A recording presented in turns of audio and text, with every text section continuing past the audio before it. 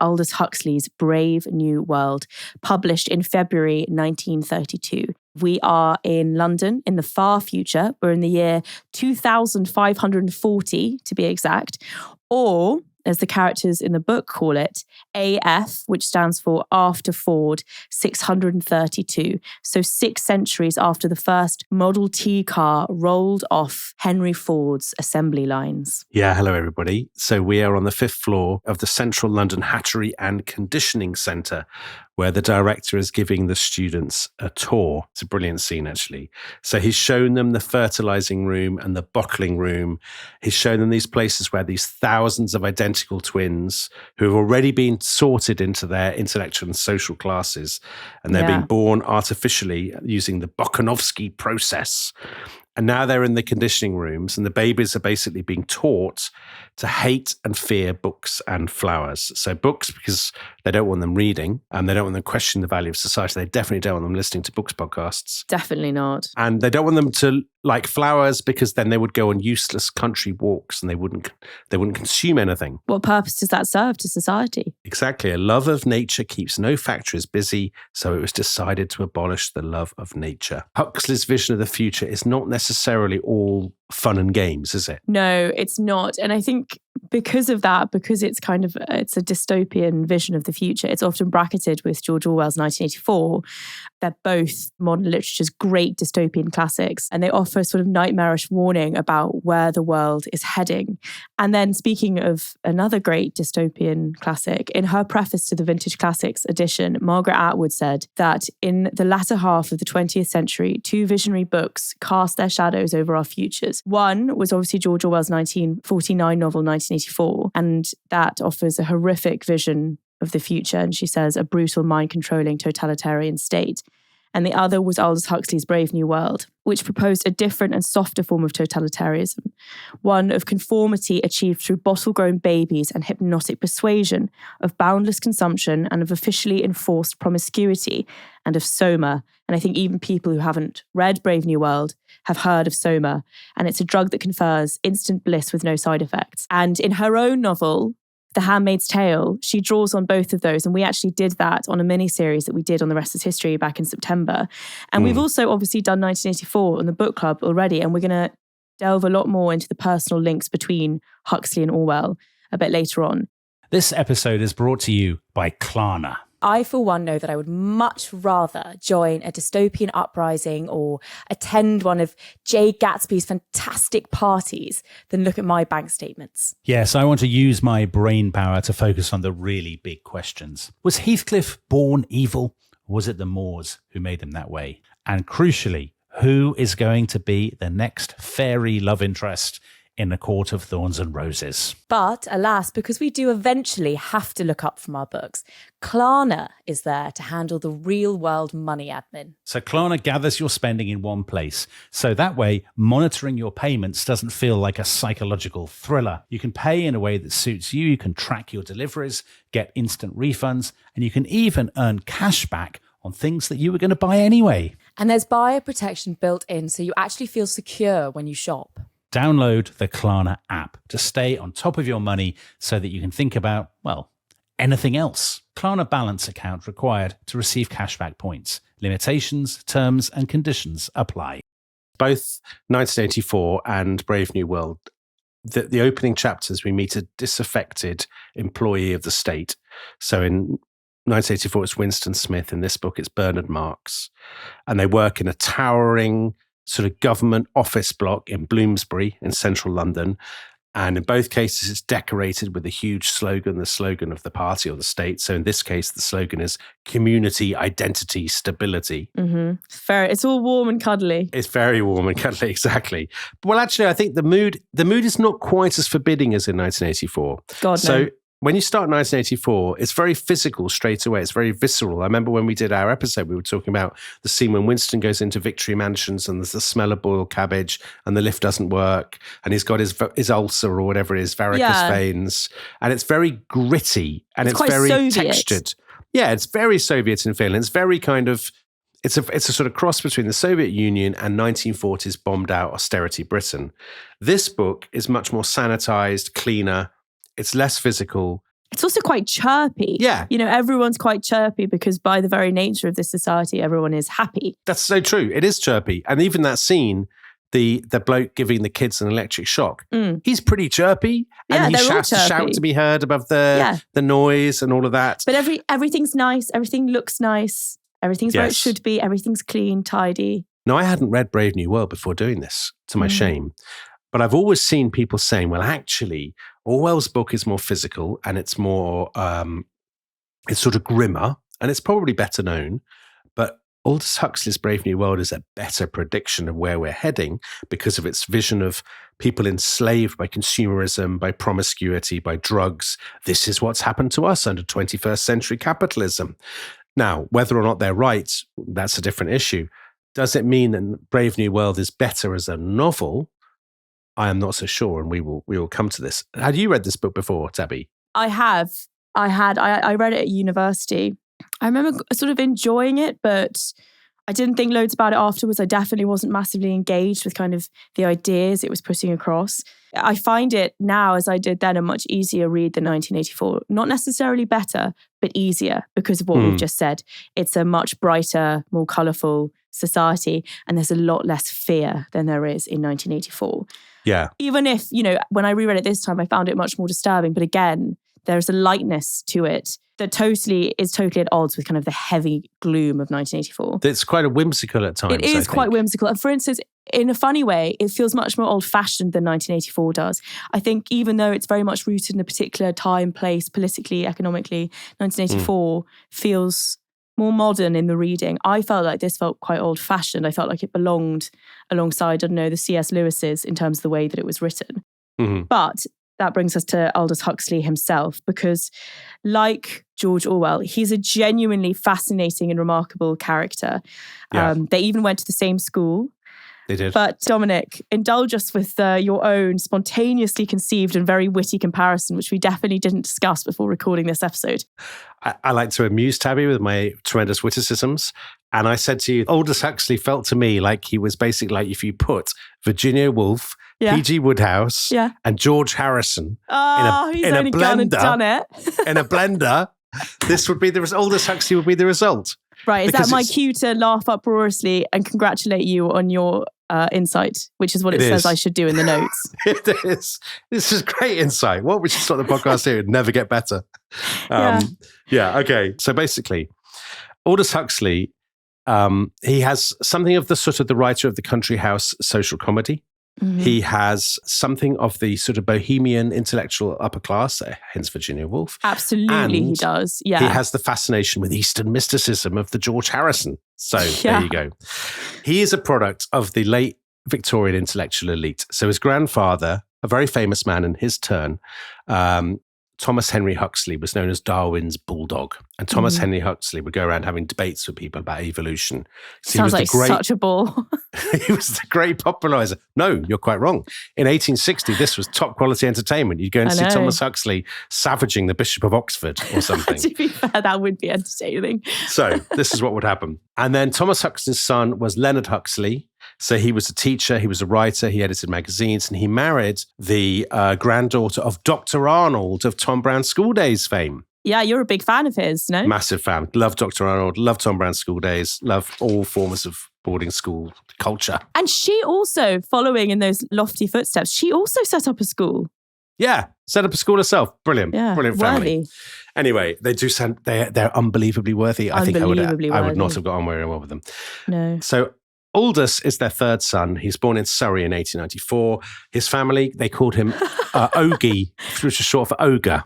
Aldous Huxley gets sent to prep school in Eton, and he has three big traumas in his life. Number one, when he's 14. Virginia Woolf, actually. Right, exactly. Actually, not dissimilar. When he's 14, his mother dies of cancer. Then his brother, who's called Trevennan, kills himself, and he was very old, close to his brother. His brother suffered from depression. And then at Eton, Aldous Huxley got this eye infection, which basically meant that he was virtually blind for 2 years.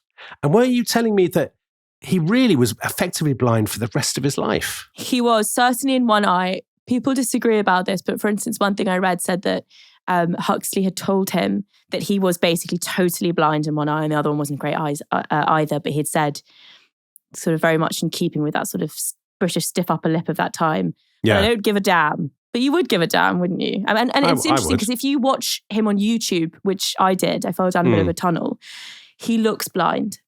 Okay. One of his eyes is totally clouded over. But the bad news is, for a very intelligent boy and with a very impressive family, this means that he can't become a doctor, which is what he'd hoped to be. The good news is that he's rejected for service in the First World War because obviously he can't see. So he goes to Balliol College, Oxford. He gets a first in English. I'm so struck by this. This is an epoch of very impressive, prolific young intellectuals because he writes poetry, stories. He writes all sorts of novels, travel books, biographies. So impressive. Yeah. But he also needs to make money. So he does all sorts of actually very interesting jobs. He works as a farm labourer. He works for House and Garden magazine. He even works for Vogue. Those are two things that you wouldn't think to put together, I think, in one's mind. And then he spends a year teaching French at his old school, Eton. And of course, one of the boys he teaches is a teenager called Eric Blair. And this is George Orwell. George Orwell never wrote about Huxley or Eton, to be honest. But another boy, a guy called Stephen Runciman, who wrote these massive tomes about the Crusades, which aren't necessarily thrilling. He said that Huxley was a useless teacher and couldn't see anything, I mean, obviously, and was very nervous and had no authority. And I think that kind of fits with the image of him. He's kind of, you can imagine him at this time being sort of a willowy young man, slightly caught up in his own ideas and his own work, not with those of the boys that he's teaching. Yes. And then in 1919, he marries a Belgian refugee called Marie. And it's during this time that he's hanging out with the Bloomsbury group. And he becomes friends with the philosopher Bertrand Russell, whose writing had a massive influence on Brave New World. And actually, people said that it was basically just a copycat of some Russell's writing. Yes. I think that's a bit unfair. And the writer D.H. Lawrence, who I'm a big fan of. But he actually clashed with the Bloomsbury group quite a lot because he disagreed with a lot of their ethos of free love, for instance. You can see that in Brave New World, their aesthetic approach to life. And he actually wrote a book satirising them, which a lot of them took offence to, and they had a bit of a falling out. And he's doing lots of that at this time, writing short stories, novels, most of them forgotten today, kind of acerbic comedies, a bit like that one, The Satire of the Bloomsbury group. Comedies and manners. It's posh socialites going around house parties, talking about alternative lifestyles. It's terrifying. It's a window into my own life there. And people at the time, though, think that it's very free thinking and witty and original. Yeah, they sound terrible. Really? I was reading up on these books. Quite Mitford, I think. Yeah, exactly. You know my views on the sort of bright young things and whatnot. Yeah. I just think this sounds like Evelyn Waugh or something, but without the laughs. Yeah, that's true. But Nancy Mitford has a lot of laughs. Got to give her that. Okay, fine. I know you love Nancy Mitford. So anyway, he spends a lot of time abroad, doesn't he? A crucial moment, in 1926, he goes to America for the first time, and he is really overwhelmed by it. So this is America in the roaring 20s, the jazz age, it's Ford motor cars, it's skyscrapers, cocktail bars. And he, like a lot of British visitors at this point, you know, this is after the First World War, Britain feels quite tired, America's very exciting. And he thinks this is going to be this extraordinary threat to European civilization. And a year later, he wrote to a friend, the thing which is happening in America is a reevaluation of values, a radical alteration for the worse of established standards. And this basically gives him an idea. What would the world look like if it all turned into America? What if it became Americanized? And ultimately, this is the genesis of what will become Brave New World. There are, of course, lots of other influences too, which we will come to. But he writes Brave New World in 4 months in the summer of 1931 when he's staying in France. And obviously, this is the book that ends up defining his reputation forever. It's not the only thing that he did, is it? No. If we just stick with Huxley himself. So he churned out dozens more books in the 30s, 40s and 50s, all different themes he's working with. Novels, travel books, books about religion, politics, philosophy. He's considered kind of a great mind at this time, not as a great novelist. And it's really odd, given what you just read out, this antipathy that he has to an American consumerism and capitalism. He moves to America in 1937, which is so odd. But it's the fascination. Don't you think it's the mingled fascination and repulsion kind of thing? Exactly. And particularly someone that's grown up in a very traditional aristocratic English family. This must just seem like a fantasy world, not necessarily in a good way. And then so he moves to New Mexico and then to Southern California, and they live in Santa Monica and then Hollywood. And he's hanging out with people like Charlie Chaplin and Greta Garbo, which seems so incongruous to me, given what he was like, a stick insect of an English gentleman. But even more incongruous is what he's doing, right? Yeah, so weird. So he's doing a bit of script work. So he writes a version of Pride and Prejudice, then Jane Eyre, and then Walt Disney gets him to do a script for Alice in Wonderland, which is never used, but in a way that is quite fitting because he's a man that loves a trip, and Alice in Wonderland is quite trippy. It is, yeah. And writer Christopher Isherwood visited him in California and said he looked like a bird, benevolent and quick with interest in his surroundings. When he talked, his beautifully sensitive features seemed literally to shine with enthusiasm. He was interested in so many subjects that he could talk to anybody that is, who was also interested. Yeah. I think that's like those ridiculously clever people that are like that. Yeah. Children and teenagers, scientists, ranchers, actresses, priests, and professors. And then he spent some time in the Mojave Desert and then went back to Los Angeles. And in later life, he is notable for 3 great enthusiasms, which were very unorthodox, I would say, for this time, but very much forward-looking. So one is pacifism. And this is philosophical pacifism, not religious, which is why he couldn't legally register it himself as a conscientious objector in the US. And then also, and increasingly so, Eastern spirituality. Yeah. So he becomes a massive fan of the Bhagavad Gita. And he's always going on about meditations, love, the visionary wisdom of India. I mean, so in many ways, Dominic, you and he are birds of a feather, because when you're not talking about love, wearing a caftan and open-toed shoes, I don't know what you're doing. So, oh my word. Yeah. A great meeting of minds there. But he's also, as I alluded to earlier, taking a lot of psychedelic drugs. So he takes mescaline in 1953. And this is when he writes The Doors of Perception about what he sees and experiences on that trip. And then he becomes an enthusiast for LSD. And he said of another trip that he had that it was much more intense and he sort of learned a lot more. Okay. But then he tragically fell ill with cancer in the early 1960s. And so harshly and cruelly and unfairly, he lost the ability to speak for a man that loved ideas and loved talking. I just think that's tragic. And on his deathbed, he asked his wife to inject him with LSD. And he died on the 22nd of November, 1963.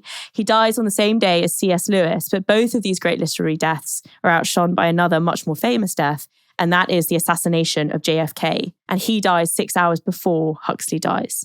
Seems an extraordinary coincidence. It is. Yeah. So Huxley's death was kind of totally overshadowed, as you say.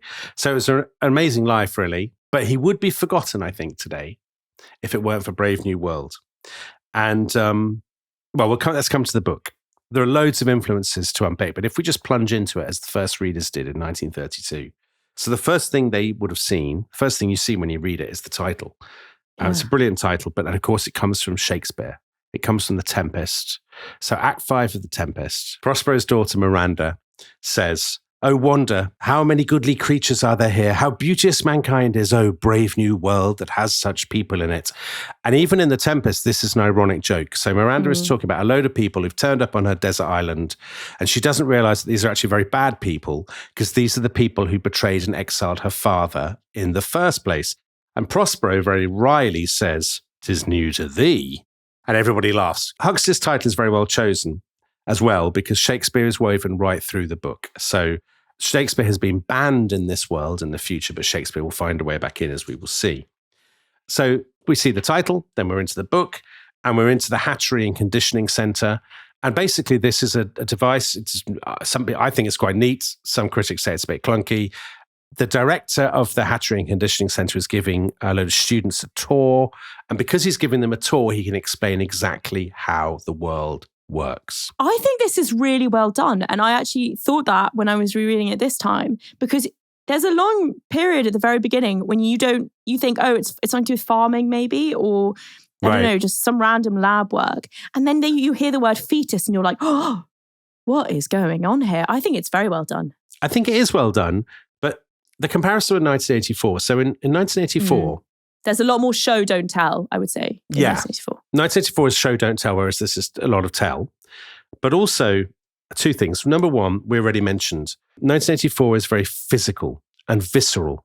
So when we go into Victory Mansions, it feels like there's this high stakes, emotional stakes. This all feels very bloodless. It's a tour of a laboratory, and therefore, that can only be so interesting.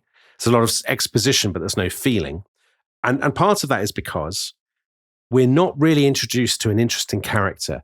A couple of chapters go by and there's basically no real named character at all. So in 1984, we're in Winston Smith's head right away, and we really believe in Winston. We believe in him as somebody with a backstory. We think he exists. But we don't meet a single named character who really matters in the first few pages of Brave New World, which suggests to me, when I was reading it, Aldous Huxley is much more interested in the world than he is in the story. And that turns out to be correct, I think. The other thing with Winston Smith is because we are in his head the whole time, you automatically connect to a certain perspective, and you're kind of rooting for this tingle of, rebellion or seditiousness or question. He's questioning his world. In this, there isn't really a hint of that till halfway through. And all of the characters that we first encounter are very jolly, very at ease, and very at peace with their world. So why would we question it either? It's a flat terrain. There are no bumps, hillocks, and there's nothing three-dimensional, which means that you're automatically only skimming the surface to start with. Anyway, back to the world. So the year is, as we've said, is AF 632. So we're in the middle of the 26th century. And in the past, there was a terrible world war and economic collapse. And this actually ties back to Margaret Atwood's Handmaid's Tale, because we get only a very, small sprinkling of what happened in the past here. That's not really the point. Whereas in 1984, there's a long passage dedicated to explaining why we are where we are. Where we are, yeah. And then this economic collapse is followed by the foundation of the world state. And this dominates every aspect of life. But it is not domineering in any way, I would say, in Brave New World. It's as in overtly domineering? No, it's not overtly domineering, because it starts at birth and it quietly, casually guides you every step of the way, but it doesn't punish you because you wouldn't think to deviate, I suppose. Yeah. So it's a world devoted to the cult of the US industrialist Henry Ford. And he is a titanic figure in the 1920s because his factories led the way in mass-produced assembly line cars. So these are the cars of the future. Yeah. And Ford here is a godlike figure. Not quite like Big Brother, I would say. He's more divine than that. Because in the way that we would say, oh God, or my God, they say, oh Ford, or our Ford, or Ford's Day. And it's taken the place of religion as well. So the top bar of the cross has been chopped off. So it's been replaced by a T. So it becomes a T. Like a Model T, yeah. A Model T, exactly. But Ford has also become conflated with Sigmund Freud for reasons that we'll get into. And the world is divided into 10 zones run by world controllers. So the Western European zone, which is based in London, is ruled by his Fordship, Mustafa Mond, which is also kind of a clever in-joke. Yeah. And he's at the top of a social hierarchy of strict castes and classes. So you have Alpha Plus, and they are sort of clever, brilliant intellectuals all the way down. So the book club, if you will. And then you have the very bottom, and this is Epsilon minus semi-morons. So the state's motto, as you said, is community, identity, stability. And it's a totalitarian collective dystopia. And all individuality is totally suppressed. So we saw that in that opening reading. All the babies, little newborn babies, are dressed in the same khaki. They're dressed in the same uniforms right from the very beginning. But unlike Big Brother, the controllers don't need to rely on any sort of secret police. There's no terror. There's no violence. They rule by conformity, conditioning, and essentially kind of happiness, contentedness is weaponized. Your role in society is determined before you're born. And often people say that it's uncertainty that unsettles humans, and the potential for deviation or the potential for having to kind of question your future. People in this society don't have that. And, because you've been conditioned not to question anything from birth. And assuming that you follow the preordained path laid out for you by your caste and by your conditioning, you're treated pretty well by the state. You have a sort of fairly lovely time. Exactly. So this is where Orwell's prophecy is really about politics. This is one partly about science. So it's obviously an age written in the 1930s. People are fascinated by eugenics. People today have seen it as a prophecy of our world of genetic engineering and things. And the very first chapters of the book, as you were saying, Tabby, they do feel like a sort of scientific panorama. So You're touring the Hatchery and Conditioning Centre. In his essay on the book, John Sutherland, great critic, says it's a bit like a twisted version of the book of Genesis. So this is we get our sense of how the world began and how human beings begin. They're created not by God, they're created by scientists in test tubes and incubators.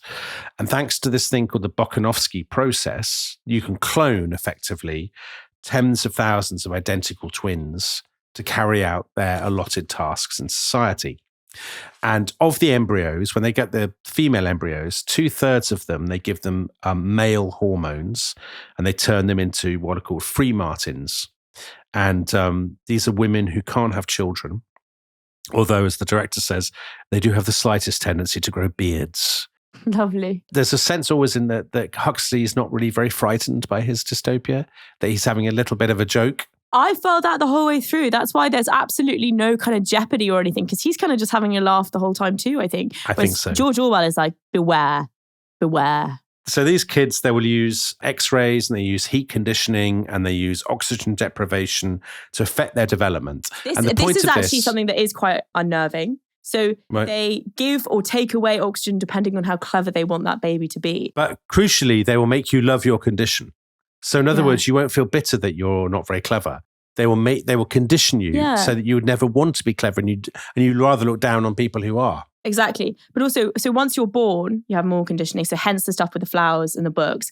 And this is all inspired by ideas of the Russian scientist Ivan Pavlov. And I think lots of people have heard of Pavlov's dog. And you're even conditioned when you're asleep. So this is called hypnopedia. And this is actually still very popular today. This is something that Pavlov wrote about. So for instance, is when pregnant mothers will play Mozart to their stomachs so that the children grow up with a love of Mozart. Or they become geniuses. They say it makes them more intelligent. Because of this, human beings are reduced to being totally passive creatures.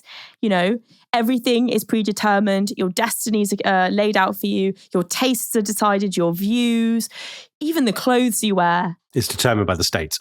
Yeah. And listeners might be wondering, well, what about the place for parents and family? It's an interesting part of the ideology, I think. And there's absolutely no place at all. They don't occur whatsoever. And this takes us to the point that you made earlier about the conflation of Ford and Freud, our Ford and our Freud. So basically, the people of this world believe that sometimes our Ford used to call himself our Freud whenever he spoke of psychological matters. Yeah. The Holy Ghost versus the Father. Exactly. And that when he appears in the guise of Freud, he reveals the truth about the horrors of the old world, the world of fathers and mothers, of perversion, of sadism, of chastity, which is another form of perversion. Mm-hmm. And, that this was all terrible and wicked and cruel.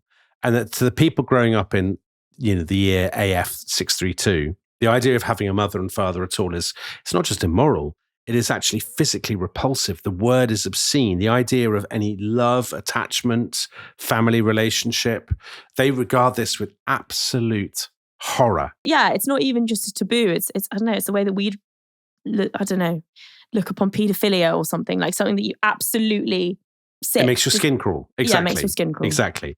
And as a result of this, because they've severed completely the link between sex and procreation, sex itself is just a matter of leisure. So you can sleep with different people all the time. There's no consequence. And there's actually absolutely no emotional content to it. It's purely a form of sort of physical entertainment. And as a result, they're very happy for children to mess around kind of sexually, aren't they? Which is quite a disturbing detail in the early chapters. It is. But it's another form of conditioning, I guess. It's like another happiness drug. So children are encouraged to get stuck into what is called erotic play. So on this tour that these people are being taken on, which, we described it in the opening reading, the third part of it is children playing outside naked in the sunshine. Ah, how lovely. And then, I quote, in a little grassy bay between tall clumps of Mediterranean heather, 2 children, a little boy of about 7 and a little girl who might have been a year older, were playing very gravely and with all the focused attention of scientists intent on a labour of discovery, a rudimentary sexual game. And you're like, God, what? Totally takes you by surprise. And the director says, charming, charming. And then a little boy is taken away because he doesn't want to join in. And the staff think this is weird and abnormal. And it leads into a conversation about how people in the ancient past, before the coming of our Lord, our Ford, yeah, our Ford, were such freaks. They treated an erotic play as immoral, and they did ghastly, disgusting things like get married and have a relationship with someone that, you know, gave birth to you. Yeah. And it's motherly. The word mother and father is abhorrent. The ultimate swear words, effectively. So there's a couple of jokes, I think, going on here. So I think so much of Brave New World is meant to be it's a big in joke. It's a sort of intellectual in joke. So a lot of it is, you mentioned Bertrand Russell.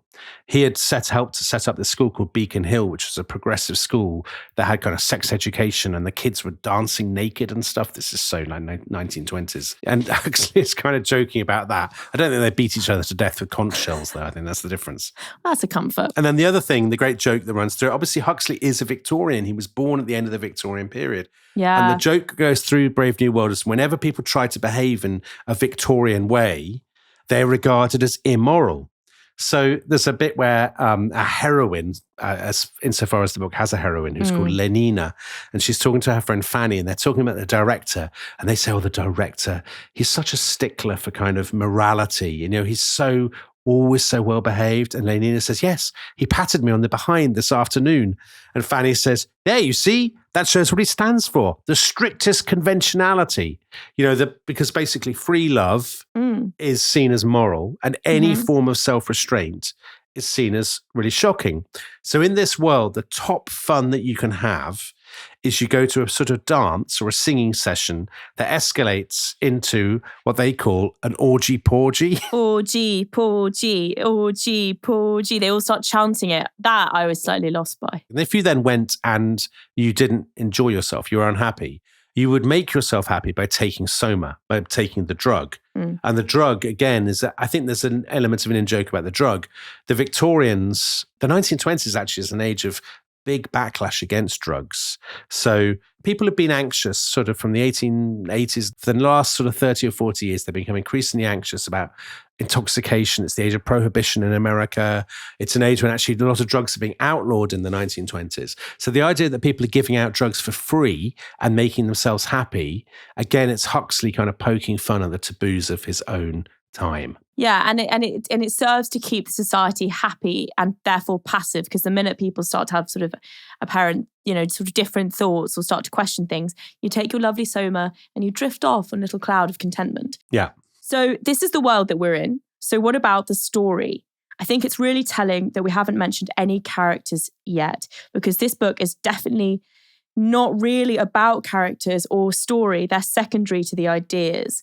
So insofar as we do have characters, we have Bernard Marx tellingly called. And he's an Alpha Plus sleep specialist. And his conditioning, we're constantly told, has gone wrong because he's too short for his cast. He doesn't fit in. He's a loner. He doesn't really like promiscuous sex or communal fun. He has a crush on someone. You're not meant to have crushes on people. You just sleep with people for the hell of it. He also doesn't really like taking soma, which is also totally weird. He wants to feel things and you're not really meant to want to feel things. Exactly, you're not meant to feel things. He doesn't have a backstory though, unlike Winston Smith. Winston's is gradually revealed Remember to the us. thing about his mum when Winston lost his parents? The chocolates, yeah. Mm-hmm. He has no personality beyond a mild strain of bitterness born of being the runt of the litter. And we know so little about him. He's just a vehicle. But he has this other, I think, more interesting dissident friend who's a guy called Helmholtz Watson. He is too clever for this society. Basically, he's lusting after some strain of original thought, and he's stifled by the world, and he loves writing. He writes the state propaganda, but he writes heretical poems instead about being lonely, and he basically thinks that this is a world that doesn't have enough sadness to write well, which is also, I think, kind of like a bit of an in-joke. And then we have one other vaguely interesting character who you mentioned, and this is our heroine of a kind, and this is Lenina Crow. And she is a beta vaccination technician. She's basically fits in very well into this world, and it doesn't really occur to her to question most of it. But there is one thing that's slightly unusual, and that is that she has an inexplicable fondness for Bernard, despite him being a dweeb by the standards of and the dullest man in the world, And she also, for instance, has an affair with someone for a month when you're not meant to do that. You're meant to continue to sleep with lots of different people, and people think that's a bit odd. She has no personality though, really. We're just told again and again that she's pneumatic, and that basically is her personality. Yeah, it is. Basically, she's very fleshy, good looking. No whiff of rebellion. She just has a lovely waist. She's got auburn hair, and that's all we need to know. Yeah. So about a third of the way through the book, we get to the great turning point in the story. So Bernard wangles a pass to take Lenina on holiday, and he chooses to take her to one of the few places on earth that is not under the control of the world state. There are a series of reservations where sort of indigenous life can continue. And this is what they call the Savage Reservation in New Mexico. And there, the descendants of the Pueblo Indians live basically untouched by the modern world. And when Bernard and Lenina get there, they're in for a massive shock because they're going to meet a character who will challenge their assumptions and their principles in a way, Tabby, that they cannot possibly imagine. Now, just before we resume our story, we have a little bit of our own social conditioning for you. So a reminder that there will be more about this book and all the other books that we've done in our brand new and totally free newsletter. And this lands in your inbox every Saturday. And there are loads of tips about further reading. We have reviews. You can send in your own thoughts. Let us know what you thought. Give it your own rating. And lots of listeners do that. So it's a beautiful little tender chat community of listeners. And you'll also get advance warning about, events, tickets to live shows, and about the books that we'll be doing way, way in advance. So I think both of us would totally agree that you ought to sign up at bookclubhq.com for Book Club Notes, our brand new newsletter. Notes, exactly. Now, back to Brave New World. So what happens when Bernard and Lenina arrive in New Mexico? So they've got to the Savage Reservation, which is cut off by electric fences from the world state. And they're really sort of shocked and surprised by what they see because here life goes on. Huxley does not present the world of the Savage Reservation as a bundle of laughs. It's not utopian at all. No. It's a lot of tribal dancing, which some people may think sounds brilliant, but it's a lot of ritual flagellation. There's a lot of alcoholism, a lot of sexual jealousy, violence, all of this kind of thing. And they meet here, however, two characters who completely blow their minds. So one of them is a woman called Linda. And Linda is actually from their world. She was a beta minus from the fertilizing room. And she was the director's girlfriend very briefly. And he brought her to the Savage Reservation more than 20 years ago. But she got lost in a thunderstorm and she got left behind. And so she's been there ever since. And because she was from the world state, she believed in kind of free love and stuff. Yeah. So she slept with all the men on the Savage Reservation and their wives all hated her, obviously. And she became a massive hate figure. She became ostracized and she's completely addicted to kind of booze and mescaline and stuff. Because she doesn't have soma, she craves soma, and so she has to fill the gap with alcohol. Exactly. And then here's the thing. When she came to the Savage Reservation, she was actually pregnant by the director, although she didn't realize it. And she had the child there, which was a traumatic event for her because she didn't even know what childbirth was. And it seems that she's been part in some obscene ritual. She doesn't even have a word for mother, she knows it, but she's repulsed by the fact that she is one. Exactly. And she had this son who she called John. And John is basically, in this story, what Miranda is in Shakespeare's play, The Tempest. So he's the offspring of the person who got trapped on the desert island, so marooned. And John, like Miranda in The Tempest, when he first sees his visitors, he basically is like, oh, brave new world. Oh, isn't this brilliant? And he and his mother are going to come back with them to London. And they're very excited about what they're going to, he can't wait. Get to see this world that he's dreamed of. What's it going to be? It's going to be great fun. And actually, of course, it isn't.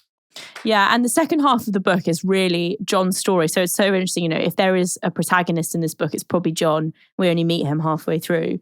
And the first thing is he tells Bernard all of his recollections of growing up, and it's so grim and miserable because it's the side effects of a mother brought up in this dystopian society, raising a boy that's has a mentality more akin to our own, and the confusion that comes with that. I think that's so well done.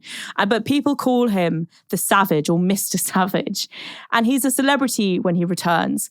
And that's basically how he functions in this story. He's sort of a classic noble savage from the 18th century, from 18th century literature. So he reminded me of Pocahontas when she came from the New World to London. And he's innocent and idealistic. He is the product of nature and he's unspoiled by civilization. But there is one huge cultural influence on him, and this is Shakespeare, because a volume of Shakespeare was left in kind of the savage camp by someone else. And all he knows of the world and human nature comes from Shakespeare. So he's always quoting The Tempest, Hamlet, for instance. His understanding of love comes from Romeo and Juliet. So his morality and his cultural touchstones are basically that of a 16th or 17th century English person. Think about the strength, how important religion was at that time, how much there was to disapprove of. So John is absolutely appalled by what he discovers of life in AF 632. He's in love with Lenina, but because of the Shakespeare that has been his conditioning, he can't get his head around her promiscuity and her sensuality, and he's disgusted by it. Just as people in AF 632 are appalled by him and Linda, but especially Linda, because they find her disgusting. And the thing is, Huxley writes her as disgusting. Fat, dirty, smelly, stinking of booze. And there's this great scene when it all comes to a head, and Linda is dying in hospital. And John thinks of her as his mother and so loves her and is attached to her. And you're not really meant to get attached to people. So there's universal horror at the fact that he insists on coming to her bedside. People don't watch people die. Who cares? You no longer serve society. You're done. So no one understands it. They don't get why he's sad. They think he's gone mad. And then these small children are brought on a tour to get used to the idea of death. It's more conditioning. But and get used to it. Basically, you watch it and you feel nothing. And they're eating eclairs and they're shocked. They're trying to eat their eclairs. This is like sobbing. And there's this disgusting savage crying over his mother. They're appalled to see him cry. They probably wouldn't really even know what crying was. Yeah. And then he gets in a massive row with the staff who say, you're getting in the way of their conditioning. You're going to put 2 months on to their conditioning. And then he lashes out and causes a riot because he's so repulsed by these little twins and their confusion and their questions about Linda. So he hurls everyone's soma out the window, which starts a riot. And he shouts, "But do you like being slaves? Do you like being babies? Yes, babies, mewling and puking. Don't you want to be free and men? Don't you even understand what manhood and freedom are?" You can see there's almost a bit of Shakespearean, Julius Caesar or something in there. Yeah. I'll teach you. I'll make you be free, whether you want it or not. And there you get a hint of the zealotry that will later consume his character. So finally, John, Bernard, and Bernard's mate, Helmholtz, are brought in to see Mustafa Mond. And this is when we really meet Mustafa Mond in the flesh, and he's the world controller. And this is the climax of the novel. And this is a bit like that sort of scene with Big Brother in 1984. O'Brien, where you discuss what it all means and the ideology behind the world. You look behind the curtain. It's a bit like when they go to the Wizard of Oz. Yes, exactly. So actually, this is a good moment to stop and to say, well, what does it mean? What is Huxley trying to say? So we said at the beginning that the genesis of it was when Huxley went to America in 1926. So Huxley, I think, was primed to look down on America because basically that was what intellectual bohemian people in Europe did. And that was a tradition that, is deeply rooted in kind of British writing, like Charles Dickens did it when he wrote Martin Chuzzlewit and stuff. And Huxley had said to his brother at the end of the First World War, the worst thing about the First World War will be the inevitable acceleration of American world domination.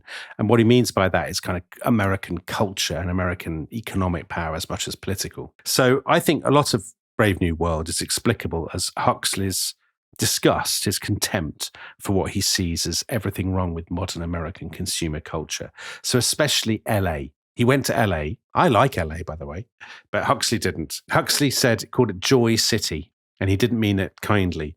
He said to a friend, "It's the nearest thing to utopia yet seen on our planet. After 24 hours of it, you begin to pine for the slums of Dostoevsky's St. Petersburg." So the things that I like about LA, I like the fact that it's very different from European cities. I like the sky, the blue skies. I mean, admittedly, there's a lot of smog. The beach, the kind of California lifestyle, the sunniness and stuff. But lots of British visitors go and they find that repellent. I didn't find it repellent, but I think I know something, like I slightly understand something of what Huxley is saying, that I find it a little bit without feeling and without depth. There aren't sedimentary layers of, I don't know, history, and there's nothing old. And so I know what is meant by that kind of Dostoevsky St. Petersburg thing. And also I'm terribly pretentious. So there's that. But similarly, I think clearly Huxley does have a love-hate relationship with it, because yes, he despises its shallowness. But as we said earlier, he finds it intoxicating and fascinating. There's a reason that he ends up living around there. Yeah. And in lots of ways, the London of Brave New World is essentially California in 1926. They use dollars. They live in skyscrapers. There's this obsession with looking young and beautiful all the time. Hence, they're so disgusted by Linda. They chew sex hormone chewing gum. They wear clothes with zippers. And Huxley said the zipper was America's national crest. You know, everything happens quickly and easily, and everything looks nice. The music is clearly jazz. So the Westminster Abbey Cabaret uses electric sky signs to advertise Calvin Stopes and his 16 saxophonists. Literally, that's just gobbledygook to me. And there's an even more obvious target, and this is Hollywood. And Aldous Huxley had visited America at precisely the point when silent movies are being overtaken by the talkies. So there's The Jazz Singer in 1927. And then Brave New World, I think quite cleverly, takes this a step further with The Feelies. And Lenina takes John, who she has a crush on, to see 3 weeks in a helicopter, and all super singing, synthetic, talking, coloured, stereoscopic feely with synchronized scent organ accompaniment. So it's all, you know, it's meant to be kind of overwhelming and totally take you away from the real world. It's a bit like taking Soma or something. Yeah, it's almost like a kind of VR type thing. You'll feel it, you'll smell it. It's completely immersive. It's playing with the idea of escapism, I guess, in the extreme. Yeah, completely. But the film they see, it's kind of very dodgy, isn't it? Really dodgy. It's like Birth of a Nation or something. It's really simplistic, racist plot. It's a black man whose conditioning accidentally is reversed. So he kidnaps and rapes a blonde woman. Then she is rescued by 3 handsome young alphas and thanks them by having sex with them. John is repulsed by this and totally unmoved by it. Leonina is swept away on a tidal wave of romance and eroticism. Yeah, she thinks it's brilliant. And I think this is another joke because basically there was a film franchise in the 1920s that had this plot effectively. It was the Rudolph Valentino films, The Sheikh and Son of the Sheikh. So it's about a woman being kidnapped and, you know, sort of ravished by princes in the Arabian desert and stuff. Hugely popular, silent films. So when people read about this, they'd have seen the joke. And actually, I think if you read Brave New World with that in mind, so much of the so-called prophetic, forward-thinking critique of consumer culture is actually your standard 1920s intellectual, slightly sort of sneering at mass culture. You know, so basically, it was so common for the Bloomsbury Group and their descendants to sort of look at mass culture, mass entertainment in the 20s and to say, it's for morons, it's so shallow. It's a form of snobbery, actually. It is, I think, a little bit. So I think this is a difference to George Orwell. So Orwell in 1984, remember he says, like, if there's hope, it lies in the proles. He kind of likes ordinary people and the songs they sing and their sort of everyday culture. Aldous Huxley, in his world, the masses are basically absolute morons who are brainwashed. So the things that he doesn't like, obstacle golf, or the game they play, which is called centrifugal bumble puppy. They're mindless and slightly infantile, aren't they? But everything's shiny. But the 1920s and 30s is a huge age for the expansion of leisure, like in Britain. So dance halls, cinemas, all of these things, football matches, whatever. Huxley, I think, is one of those people who looks on these things and says, you know, this is just flipping popcorn for morons. But what would Orwell have made of something like LA or that sort of booming American culture? Well, he was very anti-American himself, actually. Yeah. Orwell. So you're right. Orwell has the sort of instinctive suspicion of America of a British intellectual, definitely. When Orwell speaks about liking the proles, whatever, I think he kind of means a doughty Englishman. He does. Who sits in a country pub or whatever. It's slightly different. But I know what you mean. I do think that Occasionally, Huxley slips over into sneering a tiny bit. A little bit. I think a little bit. A little bit. Anyway, but it's not just American consumerism that he's satirising here. There's loads more going on. So in May 1931, Huxley started writing, he told a friend that it was a novel about the future, on the horror of the Wellesian utopia and a revolt against it. So who's he targeting here? It's one of the great British writers of the earliest 20th century. You're a big fan of his work, I think. I am, yeah. And he's another enthusiast for utopias and dystopias. And he's always imagining possible futures. And this is H.G. Wells. Yeah. And in 1923, he wrote a book called Men Like Gods. And it imagined a man from Sydenham called Mr. Barnstaple, who was accidentally transported into the far future, 3,000 years ahead. The future there, he discovers the future is actually brilliant. And there's no religion, there's no politics, everybody's free, everybody's honest, and everybody's happy. Then he comes home, determined to make it a reality, committed to this revolution that will not stop until old Earth is one city and utopia set up therein. It's like, kingdom of heaven on earth or something. Exactly. He knew clearly that this revolution is life and that all other living is a trafficking of life with death. So this is clearly Aldous Huxley's main target. He wants to parody this idea that we're moving towards some sort of rose-tinted progressive paradise. But sans religion is taken out of it, which is kind of interesting because that's what Blake is doing as well, in many ways, with his writings. And Aldous Huxley tells another friend, I've been having a little fun pulling the leg of H.G. Wells, but then got caught up in the excitement of my own ideas. So I had a look at this book. I found a copy of it online. Did you? Men Like Gods. It looks rubbish. No! Oh, yeah. How come?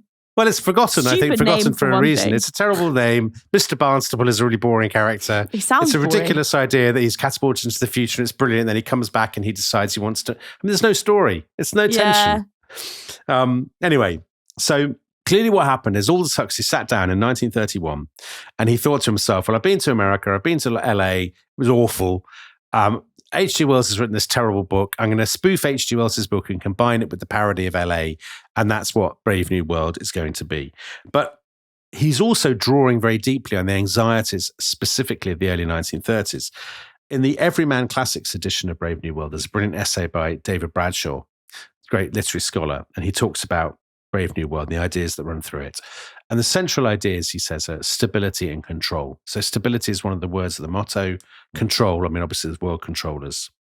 And the reason that people are interested in this at the time is obviously the world fell apart in the First World War, and then there was the Russian Revolution and whatnot. Mm-hmm. And in 1931, when Aldous Huxley wrote the book, the world has fallen apart again because the Great Depression has happened. In Britain, there was a massive political crisis. The Labour government fell apart, huge spending cuts, like massive unemployment and whatnot. Huxley was planning to go to America that summer to basically do research for his book, and he postponed it because the world was falling apart. So you can see that the idea of getting back to some form of stability is very much on his mind. He's always been interested in state planning. He's always been interested in the idea that's so common among intellectuals in the 20s and 30s. They're like, there should be a national plan by very clever people like him, so they plan everything out so nothing like this can ever happen again. A philosopher utopia or something. Yeah, exactly. And so you've got that idea on the one hand. And then the other idea, which we've said so many times now, Henry Ford, our Ford, is the presiding genius, the deity of this society. And this is Fordism. And the idea of Fordism runs right through Brave New World. So basically, Fordism is the idea of mass production using assembly lines. So basically, the factories that built the Model T car from 1908, and then that similar technique is rolled out in factories worldwide, and it's what we're so familiar with today. And lots of people at the time said, Fordism is like the wave of the future. It's catapulted us into an entirely new age. Basically, in the future, they weren't wrong. In the future, skilled workers will stand on assembly lines. They'll be trained to work the assembly line. They'll make thousands and thousands of identical products. And then they'll go home and they'll watch TV or whatever by themselves in their factories that they've bought with the wages that they've earned. And the man behind Fordism, Henry Ford, by the 20s, he was easily one of the most famous men in the world. He was the equivalent of Elon Musk or something. Yeah, that's a good comparison. So when Huxley sailed to America for the first time, in the ship's library, they had a copy of Henry Ford's autobiography, My Life and Work. And Huxley read it on the voyage. And in Brave New World, it's like their Bible. It's their sacred text or something. And just before Huxley started writing this book, Henry Ford had moved into Britain. So he bought this huge tract of land in Dagenham, east of London. This became the big Ford factory, still exists actually, east in sort of suburban, Essex, East London. And they had housing estates. They had schools, they had leisure facilities. It's basically like people at the time said, this is the town of the future. They call it Fordopolis. This is what it'll be like. We'll live in company towns with everyone will go to the same communal kind of, I don't know, cinema or the pub or the kind of bowling alley or whatever. It's like the Cadbury, the little Cadburyville or whatever it was. On a Bourneville, on a much bigger scale. Yeah. It was a little bit like Marie Antoinette with the Petit Folie. What was it called? Yeah, the Petit Trianon. Yeah, exactly. Where it was like we're going to live in like Disney cottages and have our milk delivered to us every day. That's what Bourneville is. But we're all exactly. Yeah. But this isn't that. This wasn't that. Not at all. Not at all. And so basically, London in Brave New World is Fordopolis on a massive scale. This is Huxley's nightmare that the world will become one giant Ford plant, assembly line people making assembly line things, and this will go on forever. Like history will stop. And there will be nothing but this. And also the fear that turns you into unthinking drones. You live out the motions expected of you, and then that's it. So it's a bit like he was worried that people would stop reading, they'd stop engaging with ideas. And it's hard to challenge this because basically Bernard Marx, our supposed hero at the beginning of the book, he's not really a challenge to this. He's no threat at all. He's depressed about how the fact that he's low down in the system. It's not the system he's questioning, it's his place in it. Yeah, and he's just a bit bored and disaffected and he doesn't really know where he fits. But the state actually, as we discover, they're fine with that. If you're a dissident, they'll ship you off to the Falkland Islands or to Samoa or something, and there you can live with other dissidents, and they're not going to kill you. They're not going to put you in prison or anything like that. They can deal with you. They're not going to put rats on your face. No, they're not going to put rats on your face. However, John, I guess the savage, because he's come from the savage reservation, and his mindset is so different. He kind of is they don't really know what to make of him, do they? No. He's much more of a threat though, because he hasn't been conditioned into acquiescence, which obviously Bernard has. So, for instance, he's got this love of Shakespeare and Helmholtz, Bernard's friend, loves to write. But there are parts of Shakespeare that Helmholtz just can't understand. He's like in Romeo and Juliet, he doesn't get the romance because he can't understand it, because he hasn't been allowed to understand anything other than that which he has been taught to know. And in many ways, John is a very familiar cultural figure. So the savage, raised in a lost world, who comes out and comes into contact with modern civilization. The most obvious example of this is, of course, Tarzan. And his debut is in Edgar Rice Burroughs' novel in 1912. And then in the Hollywood films in the 1930s. And he is the naive innocent in a world that he doesn't really understand. John is, yeah. Yeah, exactly. He's like Candide in Voltaire's Candide. Candide, yeah. Yeah, and he travels the world in the mid-18th century and slowly loses all of his optimism and his illusions thanks to what he sees. He loses his innocence the more that he sees and understands. It's a bit like he steps out of some primordial Garden of Eden. Exactly. Very imperfect here. Yeah, though. Which is basically what, John's life beforehand wasn't brilliant, but he's horrified by what he sees in London, the London of the world state. The only thing is, though, that I thought when John was introduced into the book, I thought, okay, finally we've got to our hero. But I found him really unlikable as a character. And I found him unsatisfied. I just thought he was a bit priggish and a bit annoying. Oh, I totally agree. He's infuriating. And he is actually, I think, a walking warning against a conscious self-righteousness, a different form of zealotry. And I think that Huxley's attitude to the savage reservation is similarly ambiguous. It definitely is not one of admiration. So putting it in New Mexico is another in-joke. So he's very good friends with D.H. Lawrence, the English writer. And he stuck by Lawrence when Lawrence was essentially cancelled for his ideas and the books that he was writing in the private life and his private life, and everyone else dropped him. And Lawrence has moved to Taos in New Mexico in the early 1920s. And for Europeans, he was by far the most famous person living in New Mexico at that time. And Lawrence is famously progressive about sex. So he is the writer of Lady Chatterley's Lover, which was banned.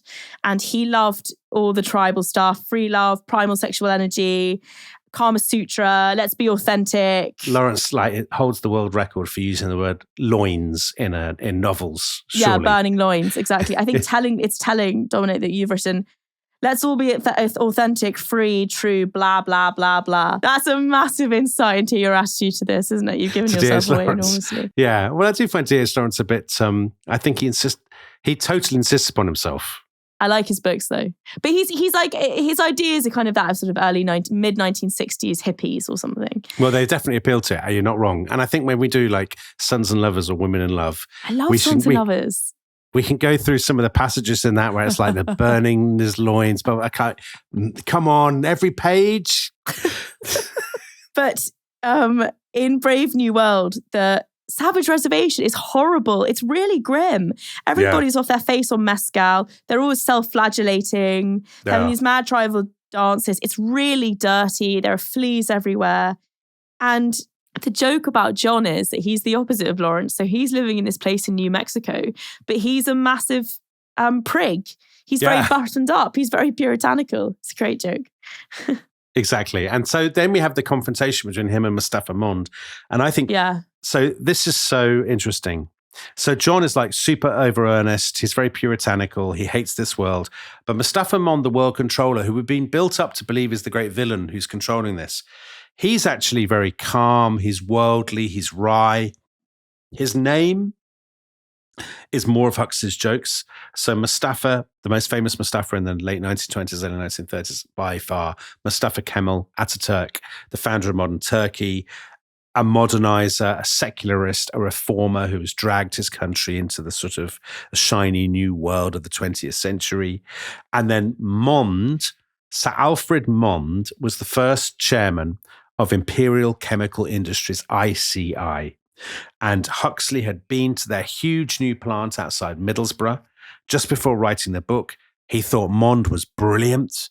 He said Billingham, the plant, was the triumphant embodiment of the spirit of planning, an ordered universe in the midst of the larger world of planless incoherence. So actually, so many readers, I think, get this wrong. I agree. They think, Mustafa Mond is the villain. This world is terrible. Huxley is very ambiguous about this world. Mustafa Mond is the most, I think, the one character in the book that you would actually want to have like a drink with or something. I agree. He's quite funny. He's quite wry and self-aware. The reason he got to be world controller was that he was free-thinking and skeptical and questioned this world. And so the bosses said, you've basically got a choice. You can go and live on an island with other dissidents, or do you want to run it? And he was like, well, I'll run it. So, for instance, he's read the whole of Shakespeare. So when John quotes Shakespeare at him, he says, oh, yeah, of course. But I mean, I'm one of the very few people that it's allowed to read it because having ideas got me here, ironically. So he's very cynical, you could say. He's almost like those sort of people running the Soviet Union who actually were reading all the Western books that they banned in the 1970s. Yeah. He's cynical of human nature because he knows how to manipulate it. Exactly. So in other words, in the comparison we made so many times in 1984, when Winston and O'Brien have their big chat at the end of 1984, and O'Brien is like, we're going to be the boot stamping on the human face forever. Here's some rats, all of that. It's really chilling. And I think the Mustafa Mond-John conversation also, for me, it reminded me of a scene. There's a scene in The Brothers Karamazov where the Grand Inquisitor is meeting Jesus. And Jesus has come back from, Jesus come back to Earth. And the Grand Inquisitor says to him, well, actually, yes, I can, he's very cynical. And he's like, well, we're going to kill you because basically people are better off being not free and not having the right to choose.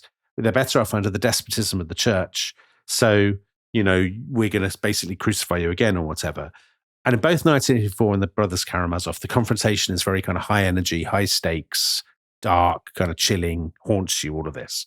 But in Brave New World, it's all very throwaway and it's all very sort of jokey and ambiguous. Yeah. And I think, I agree with the critic David Bradshaw, who says the reason for this is that Huxley cannot never decide, does he like his world or does he not like it?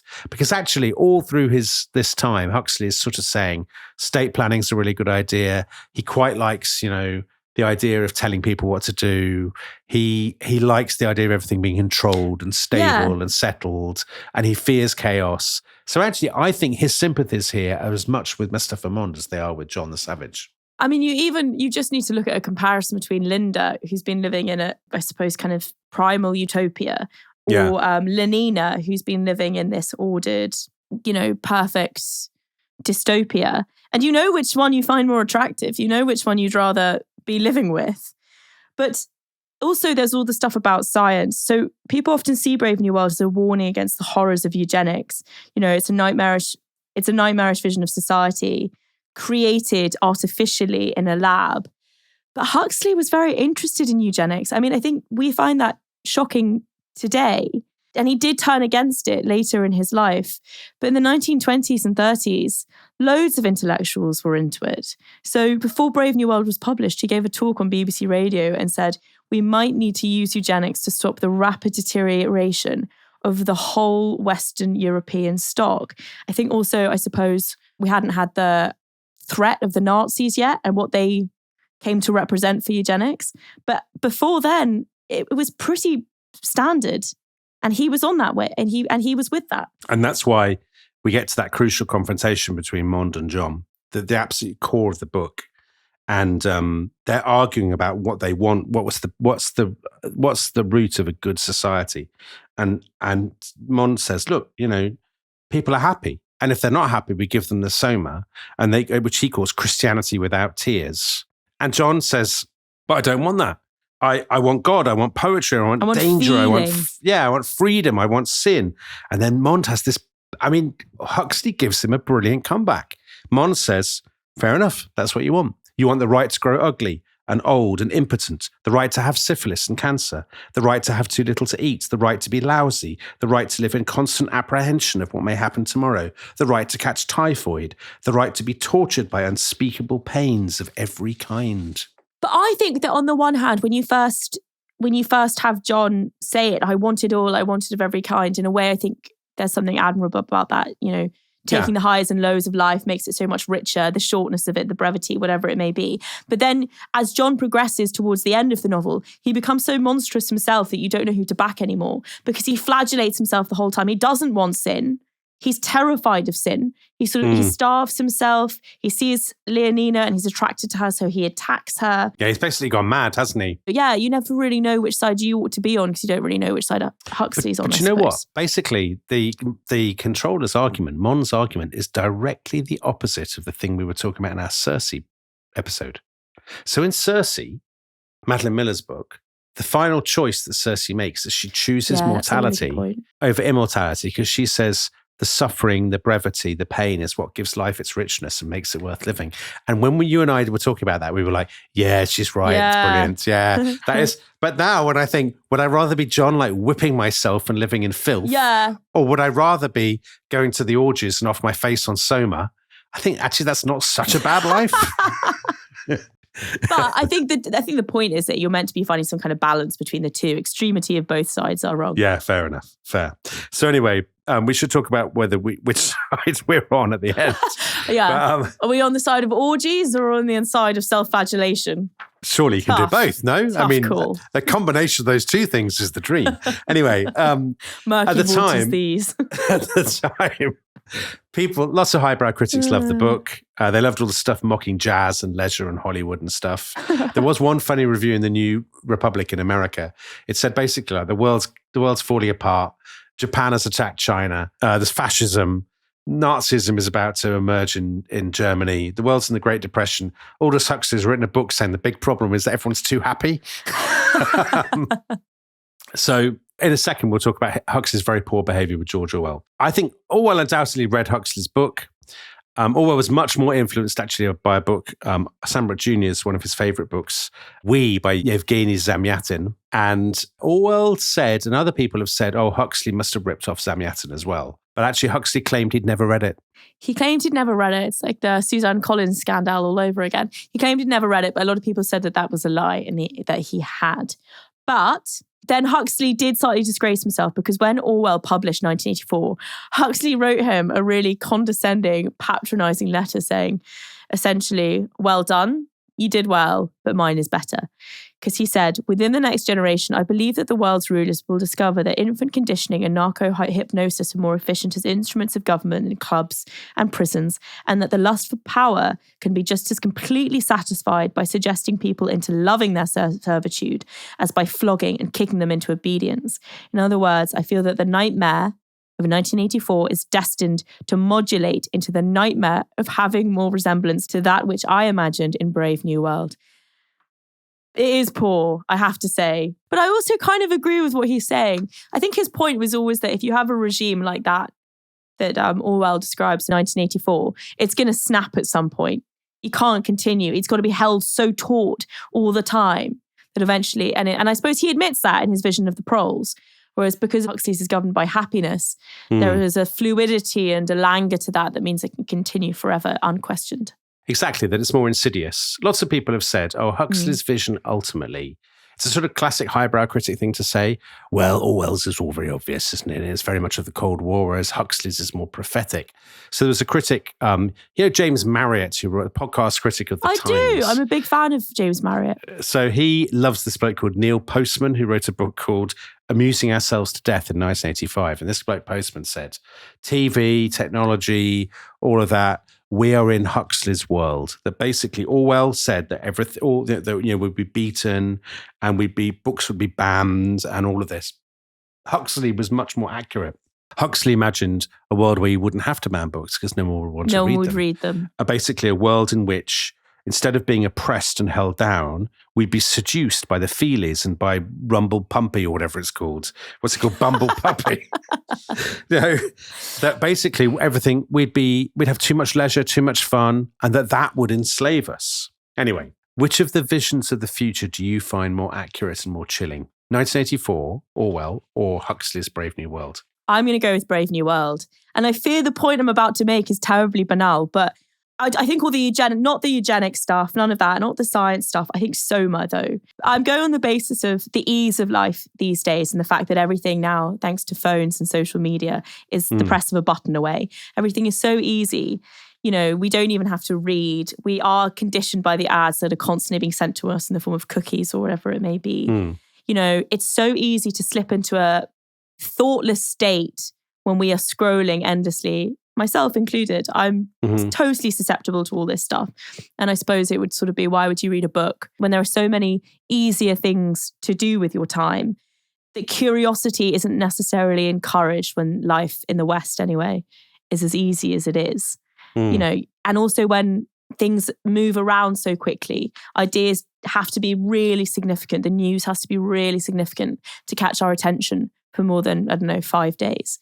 So you're thinking we're living in Huxley's world, something more like Huxley's world? Something more like, Huxley said once that someone said, how do you think your vision of the world looks when you wrote Brave New World versus now? And he said, I think it's come along much more quickly. I don't think it's extreme as that.